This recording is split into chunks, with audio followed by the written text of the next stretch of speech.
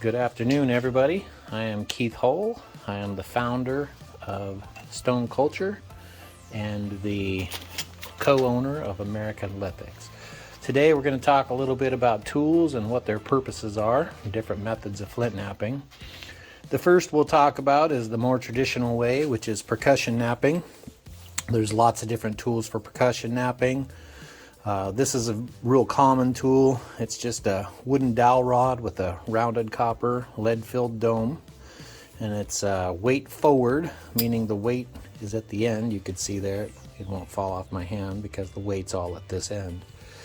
And this creates more of a pendulum motion when you use it to strike a stone. And then there are solid copper boppers, and a solid copper bopper is different because the entire thing is weighted. So it's not the same, it doesn't have the same pendulum motion, and usually it's used with your fingertips so you can make a very precise flake on your stone. Now these are weight centered, so it eliminates a lot of wrist swing and a lot of wrist ringing because it's weight centered and it's very precise instrument. Moving on, we're going to talk a little bit about what percussion knapping does. Percussion knapping takes a stone and tries to make a preform out of it.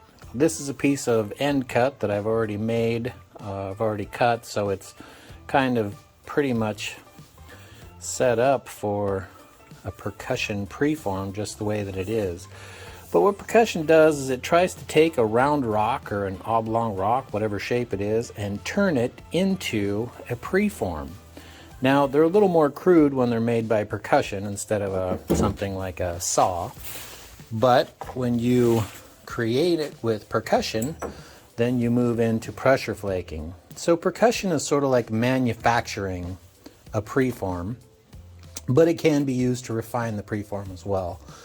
And then moving into pressure flaking is how you actually refine the point into a more precise, lighter, sharper, more aerodynamic instrument.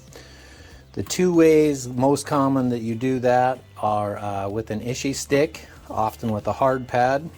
These are sometimes full leather, or sometimes it's like a copper scratchy pad inside of a leather, and I like to make them out of laminated wood with a soft leather tip. These I call palm anvils. They hold in your hand like this. You put a preform on top. You hold it in your hand like this. You lay your pressure or your ishi stick alongside your body, and you're usually sitting with your palm anvil in the other hand. I can't do that because I'm holding. And you use your thighs to squeeze it together. So it looks something like this. Let's see here. So it looks something like this. And you squeeze your thighs together and pull off the flake. The problem is when you're knapping this way, you're limited in your articulation of your point. And you're limited in your visibility because it's so far away and it's at a different angle. I don't use this method. What I do is I use a soft leather pad and I hold it. I start off by this. This is super important. This is the secret, patented, fuck you, Keith Hull method. Okay? You start off by saying, fuck you, Keith, don't tell me what to do. And then you put your leather pad on there. And then you put your preform on there. Oops, sorry, wrong side. And you want to create a little dimple. That's why my finger is up, as I'm creating an area here where there's nothing on the preform. If my finger were to touch the preform, the flake would go in, hit my finger, and it would be muffled or stifled, and the flake would stop immediately. So by lifting my finger up and getting it out of the way, I'm completely removing any obstruction. So this is the only area I can knap, which means when I want to get down into here, I have to move the preform that direction, and then I'm able to flake in this area. So I don't use an issue stick and I don't nap way down here between my knees. I use a pressure flaker. Now my pressure flaker is only 6 inches long. It's made with UHMW rod with dual set screws, and I use a copper alloy. The tip of this pressure flaker is super important. You see that it's elongated, it's been hammered, and it's square. This is what it looks like if you were to blow it up. And now I'm not napping with this part of the blade or this part of the tip, and I'm certainly not napping with this part either. I'm not even napping with this part. I'm actually using this edge right here between the edge, between the side and the end. This gives me 4 blades with which to nap. See? So as I'm napping that stone, if it begins to get rounded, I can simply rotate it in my hand and I have a brand new sharp edge there to work with. See? So that's why I use it. And also when you hammer copper, that's how you forge it. You harden it by hammering copper. You squeeze the molecules together and that makes it even more strong and harder. When you use a file and you file a copper tip, you're removing material. When you hammer it, you just reshape it. When you file it, you remove the material and you actually soften the material, which makes it burn through even faster. These have a 4-inch copper alloy rod in them. Copper alloy is much harder than grounding rods, so this is ideal for flint napping and learning. This is a professional grade tool, not something that you see made by somebody who has absolutely no napping experience, but thinks that they can make money by taking advantage of other people. Won't name any names. They'll name themselves in the comments of the video, I'm sure. So, what I do, remember, fuck you, Keith, don't tell me what to do. I'm going to put my flaker in here, and I always start off on the back side. Now what I'm doing is I'm taking, remember, the edge of my tool, not the end, not this part. Hopefully I can get that to focus a little bit. And I'm not coming in here for a deep bite. The biggest mistake, most common mistake people make is they want to remove as much material as they can on the first pass so that they don't have to make a lot of additional passes.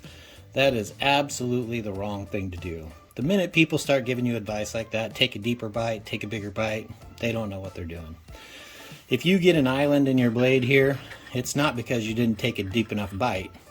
It's because your flake angle was too deep. See, you don't want an angle deep, you want a very shallow angle so that your flake shoots across the preform and doesn't just break off a deep, short chunk. Now, so you put your pressure flaker on, and it shouldn't take a whole lot of strength to pull off the flakes. I'm doing this out over my knee here because that's the wrong spot. Let me adjust my chair. So one thing that's important is my leg is at a 90 degree to my torso, and that eliminates a lot of variables. I always nap on the outside of my leg with my middle finger extended as a guard and a guide, and I begin taking my flakes off. You see maybe this half moon shape from the flake. I'm going to move just past it, and I'm going to take another flake. Now this creates a ridge in between these flakes, and the flake will always follow the ridge. And here's another ridge on this side, so I'm going to move over here to the edge of it, and I'm going to take another flake off. Now you can't see with these little flakes, but I'll show you something here out of obsidian. This is how thick you want your flakes. You could see, well, I don't know if you could see it through there, but you could read my fingerprint through there. You could read a book, it's so thin. Let me try to turn it at an angle this way so you can kind of see. This is sharper than a razor blade. And this is actually the end where I took the flake off, and you can see how deep it is. This is a good flake. This is a bad flake. See how thick that is? That is huge. That is uncontrollable. It's taken a big deep bite, and more importantly, when it's that thick, You look at the thickness of a preform here. A flake that thick approaches the halfway point or exceeds the halfway point between the two sides. When you're flaking, you want to stay below the halfway point to take your flakes off. If you get up to or past this halfway point, then it's just like applying pressure in the middle of a stick and it just breaks. So your preform will snap in half every time. You want to stay as close to this face as humanly possible and keep your flakes as thin and as shallow as possible, because it's not about strength and power. Now, I'm 50 years old. I'll be 51 in a couple days, and I don't have the strength that I did when I was 20. God, I wish I did, but even at my age, I'm still pretty powerful, 6'3", 250-pound Viking. And with all my strength, I can't break this stone, because it's not about power. It's not about strength. I've taught 9-year-old girls and 91-year-old men to flint knap. So if you have the strength of a 9-year-old girl or a 91-year-old man, then you can learn this hobby too. The trick, like I mentioned, is to get as shallow as you can on the face, like 1/16 of an inch or so, and then you apply the pressure in and you snap it down. And what you're doing, you can see that flake there is so thin. What you're doing is you're directing that conchoidal fracture across the face of the stone. If you looked at this, you could see that their entry point here maybe is pretty small, and then it fans outward as the flake goes across. This cone shape, it's sort of like a round triangle or a teardrop, is the same angle every single time. It's the same angle if you shoot a window with a BB gun. It makes a small hole on the entrance and a big hole as it explodes out the other side. So what we're trying to do is we're trying to adjust our angles by changing the angle of our pressure so that we can skip that conchoidal fracture, that cone shape, across the face.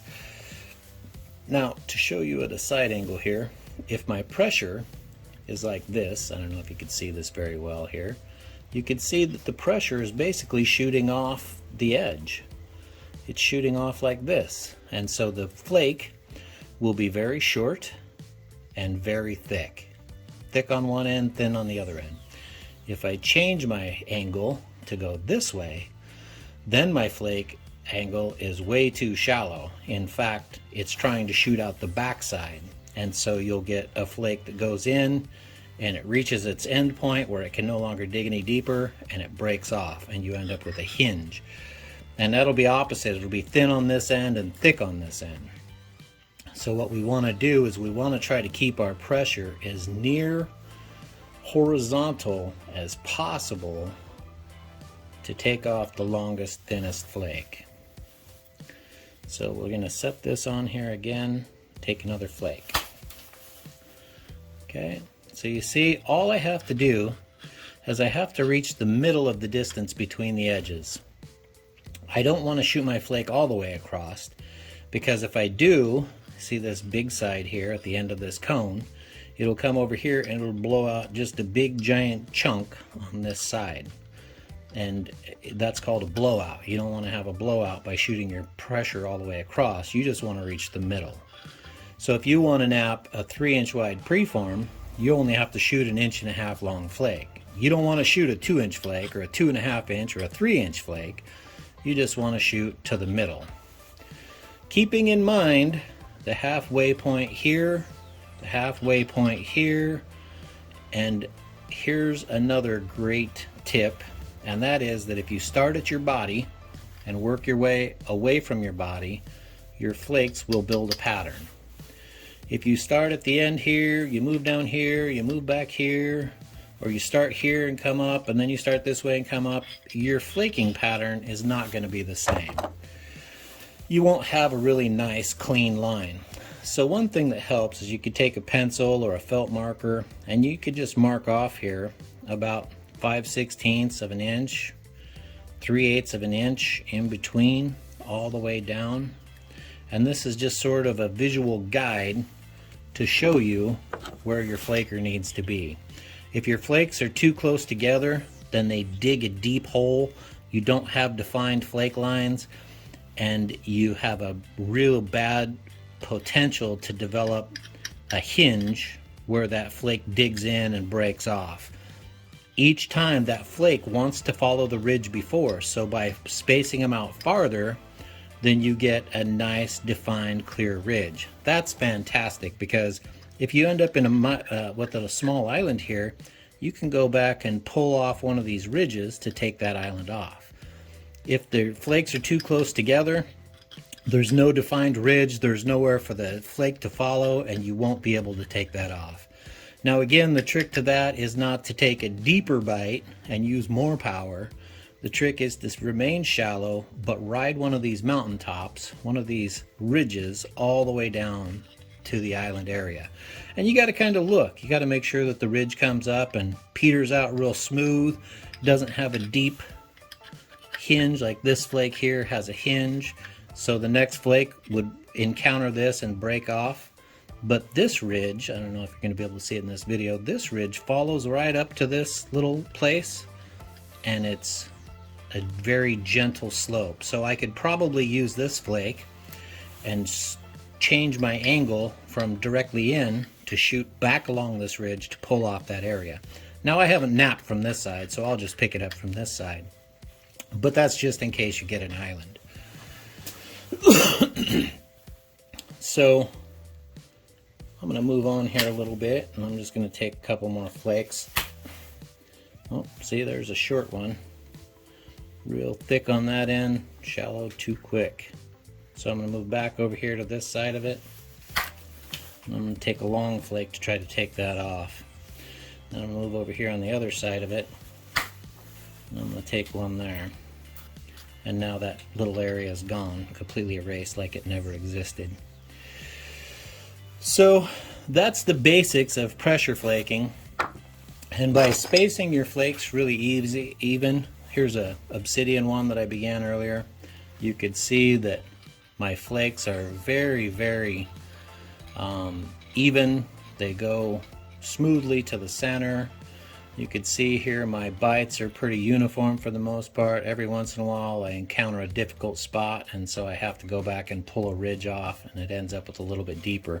But that's all corrected when you abrade the edge back and then shoot your second set of flakes. So that brings me up to my next point. To abrade this back, all I really have to do is take a nice abrading stone. Now this is one that I use, that I sell, and it's a grooved 80 grit soft abrading stone. And you just take it, and you want your angle to be pretty shallow. See how that angle is? You don't want it too shallow and you don't want it too steep. You just want a nice shallow angle, and you grind this back by hand. There are lots of ways to do this other than by hand. One way is to get yourself a Dremel like this here. Here's a Dremel, and you can get a bit for the end that's actually made out of metal and diamond. This is sandpaper, but it's shaped just like this, the metal and diamond. And you put it on here. It's better, much better and safer if you use a wand extension, because you're going to want this underwater. If you use it underwater, then the dust isn't as bad. The dust is actually potentially fatal. You don't want to get scoliosis from the dust. But you want to run that underwater, and you just slowly grind the edge back. And what we're trying to accomplish here is this. This is the end result of an abraded preform. I've erased the bottom 5/16 or 3/8 of an inch all along here. See, all the way around it. Went ahead and started this side so you could see. And I changed my platform edge. When you start off with a preform, Let's grab another one here. You'll notice that this edge is at a 90 degree to the face. Okay? Sometimes it's slightly different. Usually the high side is the easier side to start if it's a little bit, you know, off from a 90 degree. So this is at a 90 to here, and it makes this real easy for pulling these flakes off. When you grind this preform, this edge is no longer at a 90 to here. This edge is removed about 15% of the material or so. See that? So what I've done is my platform edge, preform edge, was originally a 90 to the flattest side. So what I've done is I've gone back and I've changed this angle too. So you can see here, maybe if I wet my finger, you can see that this platform edge, get in front of that camera somehow. There we go. So you can see that this platform edge is, there we go. This platform edge is greater than a 90 to this ground part. So what that enables me to do, that becomes my new platform. So I use my soft leather pad again. Fuck you, Keith, don't tell me what to do. And I'm going to start right here. And I'm just going to start pulling these flakes. Now I did this exactly what I told you not to do because I already started at this end and now I'm coming back from this direction. But all I'm doing is I'm putting my pressure flaker on there. That side's getting round, so I'm going to rotate it like I talked about. Take another flake off. Take another flake off. Take another flake off. And see what I can do here, because I'm using this soft leather pad, is I can articulate my piece in a full sphere. I'm not limited here by my knees and my angle. I can rotate this thing and I can shoot my pressure this way. I could shoot my pressure this way. I could shoot my pressure straight in. I could adjust my angle by rolling the piece. And my left hand controls the direction of the flake. My right hand, I'm actually holding my knuckles on my leg and I'm pivoting this thing. So it's sort of like closing a drawbridge, opening and closing a drawbridge. Once I get my flaker on there where I want, as I begin to roll my wrist down, it changes the angle of pressure and the flake pops right off. So that's what it looks like when you make your second pass. Now, this side still has been abraded, and this platform is on this side for shooting over here. So I have to take the platform from this side and change it to over here. See? Because now I need a platform over here so I could shoot flakes off of this side. Before I do that, I'm going to go ahead and nap out the rest of this piece. So if you're curious why this preform looks so weird, it's because I broke it. It was originally a knife blade and I broke it, and I just reground this tip to turn it into an arrowhead shape. So nothing is wasted in my shop.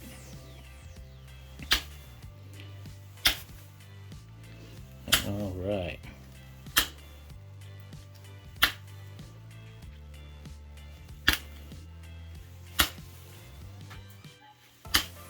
Here we go, and you can see now I've been doing this for a while, so don't try to go this fast. This is just, 30 years of experience and listening to the preform and what it's telling me. After you've been napping for a while, you can hear the flakes much more than you can. You don't have to look as much, is what I mean to say. So I got a couple little islands on there. Just gonna take that off. So now this side is completely done, but again my platform is over there. You can see there's just a little tiny bit of it remaining there, and what I need to do is I need to change it from this side over to this side. So it's going to go from over here to over here. Again, you could use a grinder, you can use a Dremel, or you could buy just one of these cheap abrading tools that I sell. And it doesn't take long, it just takes a minute. Obsidian's really soft. And what I've done now, you can see it more clearly on this side. Try to get that in focus for you there. Now you can see this pre-platform is over here. It's not down here because I didn't grind down there, but it's just right here. So now if I turn my flaker over, or my preform I mean, I should be able to just come over here onto this side like that, see? And I'm just taking these flakes right off of there. Now again, you know, I want to make a little transition. I don't want it really, you know, bulky and ugly, but I want to make a transition from this edge to the center as much as possible. So I'm trying to shoot my flakes well past the edge of this, you know, but not clear to the center. I just want to go past it so that the edge looks a little more refined. See how that transitions? You don't want it to look like an octagon or a six-sided, you know, where it's got two flats and then a real strong ridge between this and here, you know. And then you can move from there. You can straighten out the edge once this is all done. Put in some notching and wrap this with wire, make an arrowhead, put it in a stick for an atlatl dart. It's not really an arrowhead, it's an atlatl head. Arrowheads are much smaller, generally speaking. An arrowhead would be, you know, only slightly bigger than the shaft of an arrow, because all it's got to do is stick in the animal, and then as the animal runs, it's just slicing and dicing in there, working its way through until it hits something vital and kills the animal. With something as big and heavy as a typical arrowhead that you see nowadays on Facebook, they weigh about 4 ounces, so that arrow's got a trajectory of a rainbow, you know. But with an atlatl, it's more like a spear with like a 4 or 5 foot shaft, and that balances out the weight of the arrowhead or the atlatl dart head. So this is how you begin, and I'll finish this point up and tell you what I'm going to do. I'm going to make this available to the first person who comments on my video. Fuck you, Keith, don't tell me what to do. You have my permission to say that, and in fact from now on, whenever you hear somebody say, Keith, oh fuck that guy, you know that they've watched my video and that their style was taken from me. So I'm gonna do that. You pay shipping. I don't care where it's at in the world, I'll ship it to you. You pay shipping and you can have this little thing for free. It'll be a cool little arrowhead when I'm done, and I'll put a picture at the end with the credits. Just share this video with everybody. I hope that you learn from it, and I hope that it improves your skill. Doesn't matter how different we are, how unique your skill is versus how different mine is. Together, we can improve each other's skill base in life. And when somebody tells you to do something, the correct answer isn't get lost. The correct answer is thank you for teaching me something different.